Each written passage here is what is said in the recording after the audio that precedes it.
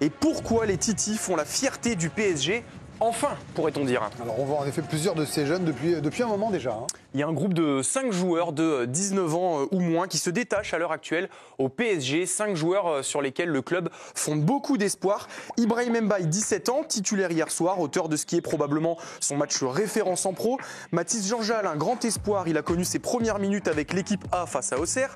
Quentin N'Jantou, 18 ans, il est entré en jeu avec beaucoup de culot à Barcelone, on l'a vu. Noam Camara, lui, il est attendu en défense centrale, il est actuellement à la Coupe du Monde du Vin avec les Bleuets. Et enfin, Seny Mayoulou, lui, il est là depuis un moment. Buteur en finale de Ligue des Champions face à l'Inter, évidemment. Et alors nous, on commence à pas mal les connaître, mais c'est pas le cas de l'Europe du football qui en a pris plein les mirettes. Hier soir, on va commencer avec la Gazzetta dello Sport. Le festival des jeunes organisé à Montjuic a offert du spectacle, des occasions et des buts. Le Times, la jeune ligne offensive du PSG a été exceptionnelle. Le vivier des talents parisiens est largement envié. Reuters, Quentin N'Jantou, 18 ans, a montré suffisamment d'énergie et d'audace pour souligner pourquoi Luis Enrique lui a fait confiance dans un tel match. As, polyvalent, technique, fort tempérament offensif, Mayoulou, jeune talent de 19 ans formé au PSG, s'impose sous Luis Enrique comme l'une des révélations de l'équipe. Et enfin, Mundo Deportivo, Mbaye l'hyperactif, l'une des révélations du PSG, dans une soirée où ses 17 ans ne se sont pas ressentis. Une nuisance pour la défense du Barça. Donc il y en a effectivement pour tout le monde. Et tout ça valide la nouvelle stratégie du PSG de QSI. Moins de stars, plus de Français et de jeunes. Explication avec Jean-Paul Arbol, un ancien recruteur du club parisien. Il a fallu dans un premier temps amener des grands noms pour pouvoir un peu être bankable et rentrer dans la cour des grands. Et aujourd'hui, on est moins sur les grands noms, mais on est sur la performance sportive, dans un nouveau projet depuis 2 ans. Et effectivement, là, on voit effectivement des jeunes arriver en nombre. Et c'est vraiment une révolution, Romain, parce qu'on ne peut pas dire que les jeunes aient eu beaucoup leur chance ces dernières années, à l'exception des super cadres au PSG, quoi. Exactement. En fait, ce qu'on a fait avec Arthur Girand aujourd'hui, c'est qu'on a repris tous les effectifs du PSG depuis l'arrivée du Qatar en 2011 pour chercher quels joueurs formés au club s'étaient vraiment imposés au Paris Saint-Germain. Et on n'en a trouvé que 6 qui ont disputé plus de 70 matchs avec Paris, donc en gros depuis 15 ans. Presnel Kimpembe, bien sûr, pendant très longtemps, le Titi par excellence. Adrien Rabiot, qui est l'un des rares à s'être imposé sur la durée. Warren Zaïre-Emery, c'est un exemple de précocité, il est toujours là évidemment. Alphonse Areola, lui, il s'est exporté pour mieux revenir, mais il a eu un rôle.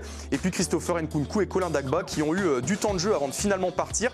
Mais c'est quand même pas énorme tout ça, surtout quand on regarde tous les joueurs qui sont passés à un moment par le centre de formation du PSG, époque QSI. Ça, c'est le 11 type, il a de la gueule quand même, regardez ces noms, c'est pas mal du tout, on l'a fait assez offensif. Alors nous, comme Vincent, on a mis Ferland Mendy, on a compris également la préformation. Si vous regardez les remplaçants, il y en a pas mal aussi, c'est vraiment bien, on aurait même pu en mettre d'autres, plein d'autres, mais la plupart donc n'ont pas pu briller avec Paris. Le pire, c'est Kingsley Coman qui a marqué avec le Bayern quand même en finale de Ligue des Champions contre son club formateur. Mais bon, en tout cas, tout ça prouve aussi la profondeur du vivier en Ile-de-France. Oui, effectivement, le bassin parisien, c'est un des plus gros potentiels de jeunes joueurs à développer au monde. Tous les clubs de France et les clubs étrangers viennent scruter tous ces jeunes joueurs de 12 ans à 18 ans. Le PSG accorde maintenant plus d'importance à sa formation. Et est-ce qu'on peut dire que c'est grâce à Luis Enrique ? Absolument, c'est en partie grâce à Luis Enrique. En fait, le club a donné l'impulsion et le tandem Luis Enrique, Luis Campos a mis en place tout ça de façon concrète, en lien aussi avec le directeur sportif du centre de formation, un certain Johan Cabaye, ancien milieu de terrain du club. Mais forcément, la volonté de l'entraîneur, elle est primordiale parce qu'il faut avoir le courage de faire jouer les jeunes, sinon ça ne marchait pas. Souvenez-vous, on est en 2017. Pascal Georgen, le père d'Alec Georgen, un jeune du club, allume la direction et l'entraîneur dans l'équipe. Rabiot, c'est l'arbre qui cache la forêt. Combien de joueurs sont montés en équipe pro depuis 2 ans? Unai Emery ne fait pas confiance aux jeunes. Le club dit qu'il veut mettre l'accent sur la formation et derrière, pas grand-chose. La passerelle n'existe toujours pas. Alors ici, c'est Unai Emery qui prend. Ça aurait pu être d'autres ex-entraîneurs du Paris Saint-Germain. Mais donc Enrique, lui, il a été clair et c'était dès sa conférence de presse de présentation à l'été 2023. El Paris Saint-Germain por su cantera y por la inversión en jugadores jóvenes. Pues qué suerte tienen los tíos, porque si hay alguien que confía en jugadores jóvenes, de hecho el día 10 empiezan con nosotros ya bastantes jugadores, les invito a que tengan una ambición desmesurada. Me encanta dar oportunidades a jugadores jóvenes y que puedan formar parte de nuestro equipo. Et c'est aussi son ADN Barça qui parle. On sait à quel point ça compte là-bas, du côté de la Masia notamment. Et surtout, ce n'était pas des paroles en l'air et il est en train de le prouver. Pour vous expliquer un peu comment ça fonctionne à Paris, actuellement, il y a 2 équipes qui servent de vivier. Il y a le groupe Youth League d'abord, les moins de 19 ans. Ils évoluent en championnat national et donc en Youth League, la Ligue des champions U19. Et le groupe Espoir, les moins de 23 ans. C'est l'une des 16 formations qui disputent le Challenge Espoir organisé par la 3F. Et donc, les passerelles avec l'équipe première existent. Et ça attire les pépites selon Pascal Hilbert, ex-responsable extra-sportif au centre de préformation du PSG. Je pense que les jeunes qui notamment arrivent au PSG le sentent maintenant, voilà, que c'est possible de faire sa formation au PSG et d'avoir du temps de jeu. Quand je suis arrivé il y a 10 ans, c'était parfois ce qui freinait un peu les familles, c'est de dire le PSG, ok, c'est un grand club, le centre de formation avait déjà fait ses preuves. Mais c'était l'argument de dire oui, mais bon, il n'aura jamais sa chance de jouer au PSG. Alors que s'il va dans un club de Ligue 1 peut-être moins chevronné, il y aura plus de facilité à pouvoir passer et jouer avec les pros. Et donc les jeunes ont envie de s'inscrire dans un projet auquel ils croient et dans un club qu'ils aiment. Oui, c'est un cercle vertueux. Le PSG leur accorde sa confiance et eux essaient de bien le rendre sur le terrain et en dehors. Le club a d'ailleurs diffusé une séquence assez sympa sur les réseaux sociaux aujourd'hui. Ça se passe au campus PSG. C'est les ados qui célèbrent le but de Seny Mayoulou, un modèle pour eux évidemment. Or, l'attachement des jeunes au PSG n'a pas toujours été une évidence, selon Pascal Hilbert. J'ai une petite anecdote à ce sujet, c'est qu'il y a 10 ans, quand sur un des premiers gros matchs du PSG en Ligue des Champions, c'était un PSG-Chelsea de mémoire, TF1 avait voulu faire un sujet pour venir filmer les jeunes qui regardent le match. Et on s'était posé la question de savoir si c'était vraiment pertinent parce que on avait pas mal de joueurs au sein de la préformation. Leur équipe de cœur, c'était pas forcément le PSG. Ça peut paraître un peu bizarre, mais c'était une réalité. Aujourd'hui, c'est plus le cas parce que le PSG aussi a changé de dimension. On a des joueurs qui sont vraiment, vraiment attachés au Paris Saint-Germain. Toutes ces petites choses-là, on voit l'évolution et je pense que ça a un impact sur leur implication et leur réussite au niveau des pros. Et donc le match d'hier est la récompense d'une vision globale pour le PSG. Mais il faut maintenant que ça se confirme sur la durée. C'est bien là le problème, c'est ce qui est le plus difficile. Mayoulou, Mbaye et autres Njantou ne sont qu'au début de leur carrière. Rien ne dit qu'ils resteront et qu'ils exploseront à Paris. Mais pour le moment, ils font la fierté du club et de ses supporters. Merci Romain. Et on fait un peu pareil avec vous. Hein. Bien sûr. On fait un peu pareil avec vous, bien Merci. sûr. Jérôme, vous avez joué au Paris Saint-Germain. Évidemment, vous avez été un des joueurs emblématiques du début de ce siècle là-bas. Il y avait des jeunes avec vous à l'entraînement, même si c'était un autre PSG, bien sûr. Ah ben c'est vraiment pendant le sujet, je me rappelais de l'arrivée de Mamad Sakho dans le groupe. C'était 17 incroyable. ans, capitaine un soir à Valenciennes. Ouais, alors je me rappelle à l'époque, je ne sais plus si ça se fait maintenant encore, il y avait beaucoup le mercredi matin l'opposition. C'était la mode à une époque, tous les clubs faisaient ça, entre la réserve, les jeunes et les pros. Et Mamad est arrivé un mercredi matin, avec sa grande carcasse. Et là, j'ai dit, ouais, c'est quoi lui? Et puis moi, j'étais avec les remplaçants, et puis il joue avec moi. Et au bout d'un quart d'heure, je me dis, ok, là, on est sur un truc, quoi. Ah oui. Donc c'était très, très, très drôle. Lorik Sana était formé au club aussi. Lorik est arrivé avec Vaïd et s'est imposé quasiment tout de suite. Donc, si tu veux, l'histoire entre les jeunes du centre et l'équipe pro, elle existe. Mais il y a eu un trou, à un moment donné. Oui, puis l'argent a fait qu'ils ne voulaient pas jouer avec les gamins. Mais les belles histoires existaient aussi à mon époque. Et de toute façon, ancestralement, historiquement, le centre du PSG est un grand centre de formation. Alors, je dis pas ça du tout parce que c'est mon papa qui l'a créé, un peu quand même. Mais on parle de Luis Fernandez, on parle de Jean-Claude Lemoux, on parle de joueurs comme ça qui ont été formés. Les frères Brisson d'ailleurs. Les frères Brisson, voilà. Et donc, le bassin parisien est censé être le deuxième plus beau vivier au monde. Ça dépend. Certains disent le premier, disent Sao Paulo, l'autre. Mais Sao Paulo déjà. Sao Paulo, Paris, Sao Paulo. Louis, c'est pas. Par exemple, dans les années 70, le plus bel exemple, c'était Louis. Louis, c'est pas parisien. Non, Louis, c'est lyonnais. Donc ça bossait déjà bien au niveau. À l'époque, ça bossait déjà bien. Mais là, il y a un truc quand même, Vincent, Loïc, Jeannot, allez-y, tout le monde va parler qu'importe l'ordre. Est-ce que ça aussi, c'est la grande réussite de Luis Enrique? Est-ce que ça, c'est la réussite de Luis Enrique? Non, Loïc? Non, moi, je ne suis pas tout à fait d'accord. Parce que je trouve que ces dernières saisons, ce n'est pas le PSG qui n'a pas voulu des jeunes, c'est les jeunes qui n'ont pas voulu du PSG. Le PSG est devenu un club immense, avec des stars, et les jeunes n'ont pas voulu être patients. Là, aujourd'hui, on a un exemple. Oui, mais si on ne leur promettait pas de temps de jeu, c'est normal. Ah non, alors, tous les exemples de jeunes qui ont réussi ces dernières années, c'est des patients. Kipembe, il a fait ça en 3 ans, 10 matchs pro, 20 matchs pro, 30 matchs pro, il s'est imposé au PSG. Il y a des contre-exemples aussi, Zaïre Emery par exemple. Zaïre Emery, il est arrivé très tôt. Il est arrivé très tôt, mais c'est un crack. Il est arrivé à 16 ans. Il y en a un. C'est comme des Mbappé, il y en a eu un dans le centre de formation. Mayoulou, ça fait 2 ans et demi qu'il l'a. Là, on en parle aujourd'hui. Ça fait 2 ans et demi qu'il attend, patiemment, qu'il joue des bouts de match, un petit peu. De temps en temps, il a voulu partir. Luis Enrique l'a récupéré, il a dit reste avec moi. Tu vas voir, je vais te faire progresser. Tu vas moins jouer que si tu partais à Dortmund, mais tu vas faire progresser. Mais sinon, il y en a qui partent tout le temps.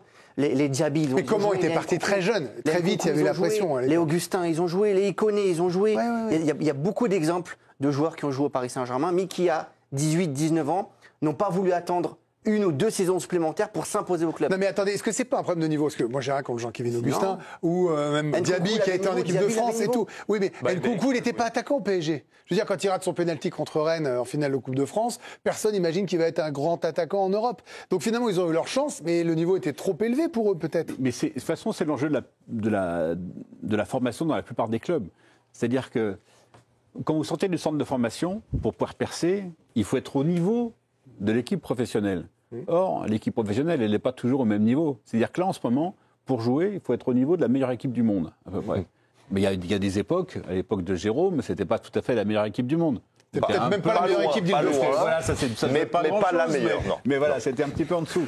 Donc forcément, Ils étaient la meilleure équipe entre le 14e et le 20e c'est des degrés arrondissement. de difficulté et de patience différentes. Mais en même temps, la meilleure équipe du monde, on a l'impression qu'elle fait grandir plus vite aussi les jeunes. Hein. Elle les fait monter plus haut. n'a pas voulu rester aussi, pareil. Il avait le talent pour rester. Ce qui fait grandir le club, c'est l'entraîneur. Moi, je suis désolé, quand Luis Enrique arrive à Paris, il sait très bien le réservoir qu'il y a, parce qu'il a pris le temps. Ils ont et il tous le fait dit. jouer les entraîneurs. Non mais il l'a dit, il a raison. Il a fait jouer les jeunes, c'est pas vrai. Non, Tourelle mais a fait jouer les jeunes. Unai Emery a fait sortir Timothy Weah. Tous les Blancs a fait beaucoup jouer. Ah non, Weah, j'ai pas l'impression qu'il ait fait 70 matchs titulaires au PSG, hein, pardon. Ah bah, On va l'avoir, on va chercher, on l'a cherché. Il arrive sur la fin de Unai Non, mais Emery. j'entends tes arguments. C'est lui qui le fait. Écoutez, juste par rapport à Luis Enrique, quand il vient, il a l'expérience de Barcelone, il a l'expérience de la Masia. Il y a combien d'en a sorti? Il sait. Non, mais Mayoulou, pour l'instant. il est en train d'en faire jouer 3-4 petit à petit. Non, mais c'est cette saison que ça arrive. Cette saison qu'il est en train de mettre en place ça. Pourquoi? Parce qu'il a des blessés, comme j'expliquais tout à l'heure. Voilà, il est dans l'adaptation, mais tous sont fait pareil. Tous sont fait pareil. C'est pas vrai. Je reprends Diaby et Nkunku. Tourelle, il les fait jouer en Ligue 1, titulaire en Ligue 1,